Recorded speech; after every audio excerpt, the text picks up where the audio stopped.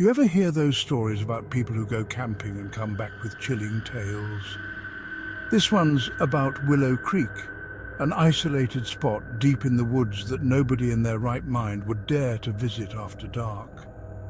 I heard the story from a friend who heard it from another friend and so on. You know, one of those tales that's too creepy to be real but too detailed to be made up.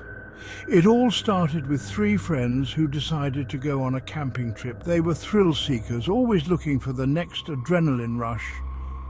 Willow Creek seemed like the perfect spot, remote, untouched, and rumoured to be haunted.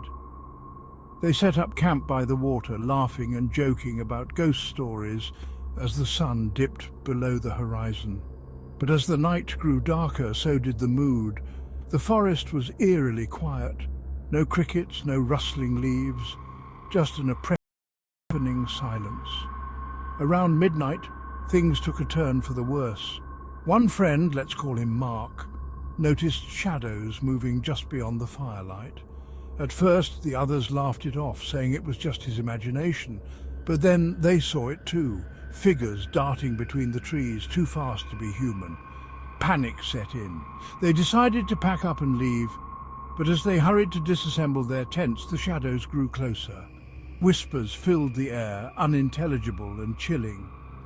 Then, out of nowhere, Mark let out a blood-curdling scream.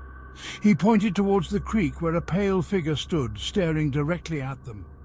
Its eyes, those hollow, soulless eyes, seemed to pierce right through them. They ran. They didn't stop until they reached their car. Hearts pounding, they sped away, never looking back. Mark swore he could still feel those eyes watching him, even as they drove miles away from Willow Creek. To this day, none of them speak about that night.